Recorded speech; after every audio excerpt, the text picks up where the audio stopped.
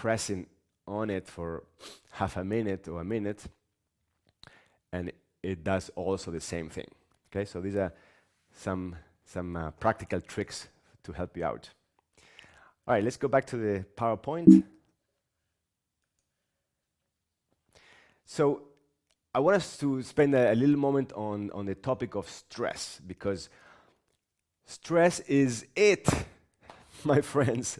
Stress is the number one challenge that we have coming on to us. Why? Based on overload of information, sensorial overload into the system. Sensorial overload coming from the outside world onto our circuitry of the mind. And what happens is that, for the most part, our relationship with stress is one in which stress brings us down. It affects us negatively in a wide variety of ways. But is that the only outcome? Or can I actually thrive from stress? When something negative happens to us, a loss, a tragedy, a breakup, a financial challenge, a difficulty, why some people actually bounce back from those situations and actually making that they thrive out of them, and why others are thrown down off course and sometimes reeling from that defeat for years to come. Resilience is an interesting concept. It's our capacity to bounce back from adversity.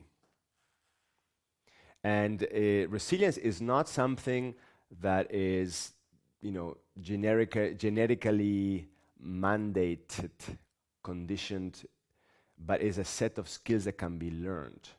Okay, so it's not really so much a disposition of your personality type through your genes, but it's more a set of skills that are trained. So when we say, well, I'm just someone who, just doesn't deal well with stress, or, or we use the excuse that, something bad happened, and so therefore we don't have a job for 2 years, or whatever that is.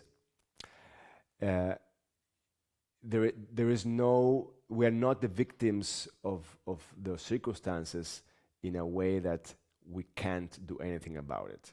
We can train our brains to be more resilient.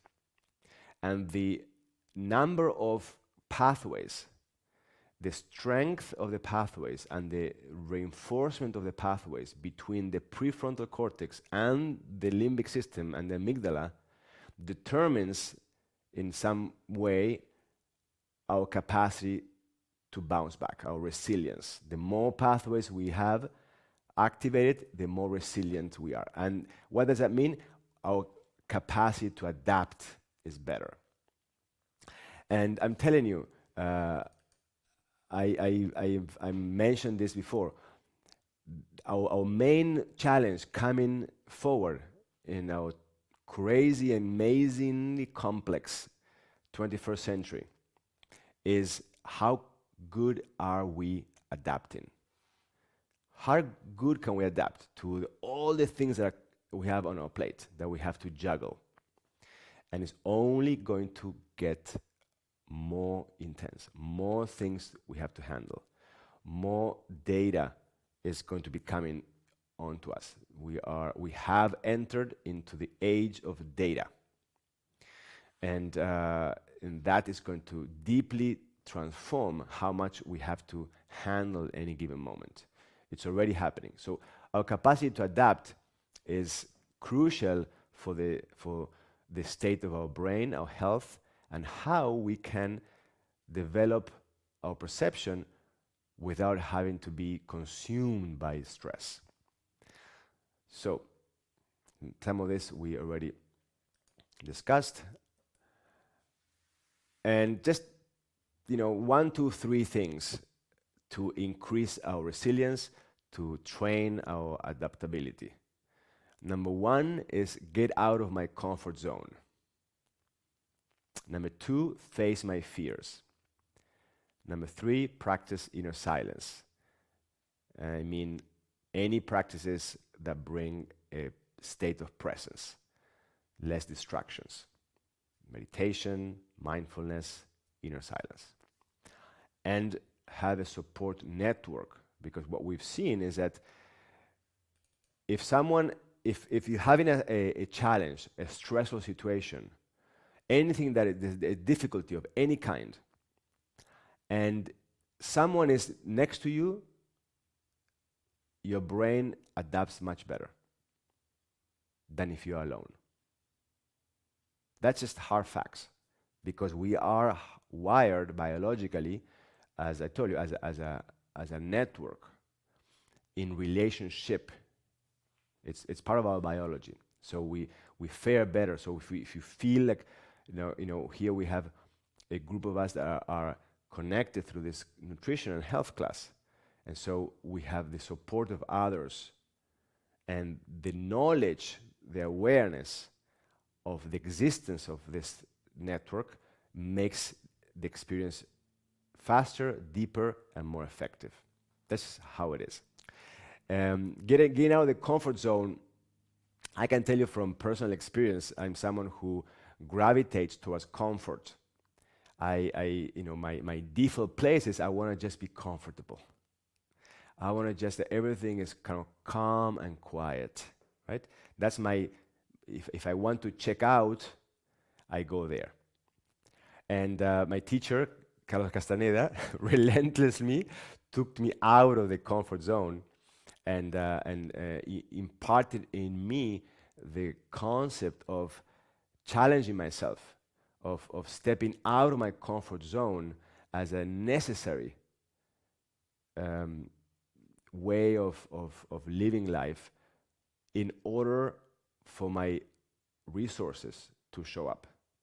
So if we want to thrive towards realizing our potential as human beings, whatever that is for each one of us, then getting out of our comfort zone, being willing to step out of the comfort zone into new fields, in whatever, social situations, study of something, performance of something, how you dress, how you sleep, anything that is out of the known, because comfort zone is habitual. Everything goes in automatic pilot in the brain. The pathways are just like they happen by themselves, right? There's not much to do. But then the brain gets stale, it gets stagnant, and everything gets more fixed. The more we step out of the comfort zone into, and we are, again, today we are looking at all of this from the perspective of brain and mind. So we are generating new pathways, new axonal connections. And that then, we know now that the brain is this pliable thing, that the very structure and function of the brain is a consequence of how we use it. What pathways we are reinforcing and what pathways we are not. And that's how the brain will dictate its shape and function. So get out of the comfort zone. That's the message.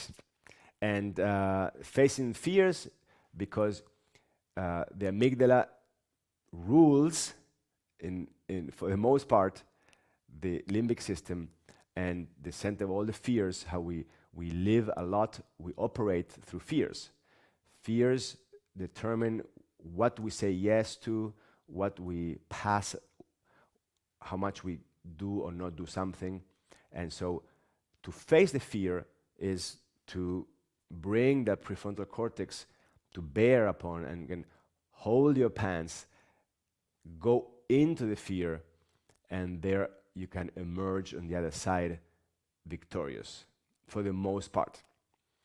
And inner silence practices, for obvious reasons, we clear the debris and we are much more present, and we can use awareness to do things.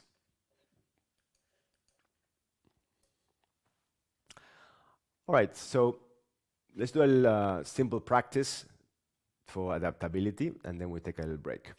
So the practice is anything that will lead to a state of presence will increase adaptability because it wakes up our parasympathetic nervous system and it modulates all those lower brain functions.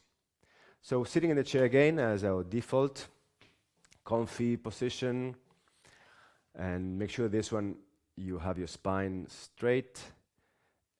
Put your mind into the back of your neck and make that back of the neck long.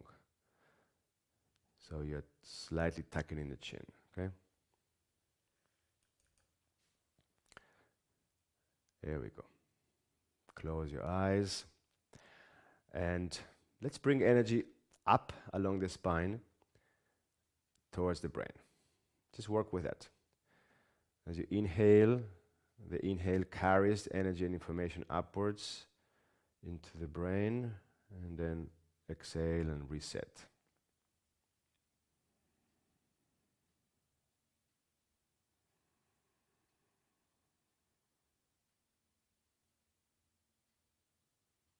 And notice if it feels like the energy is getting stuck at the base of your skull, at the top of the neck, or is it flowing nicely through into the brain? Just notice for a moment that.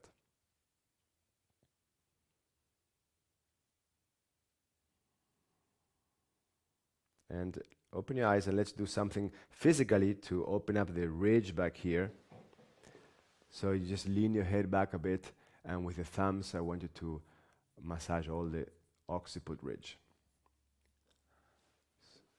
Having the head back a little bit is just to relax the muscles of the neck and use your thumbs actively.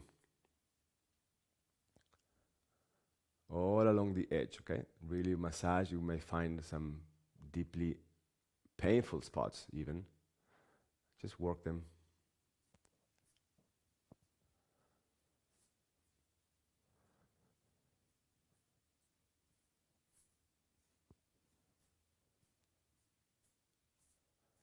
Try to get into the muscle itself, the cervical muscles as they attach in the back of the head.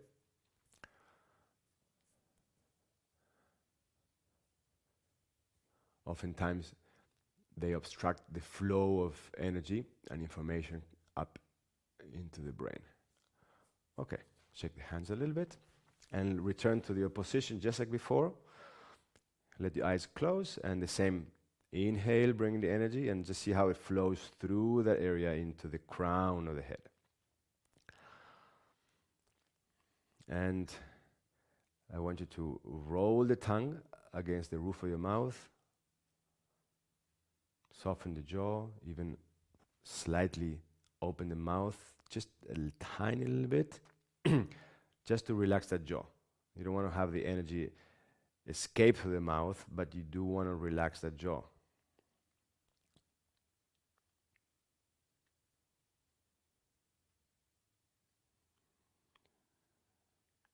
And just let the energy flow into the brain, throughout your brain. You can let it go through your brain stem, through your limbic system, coming onto the front of the brain and the crown.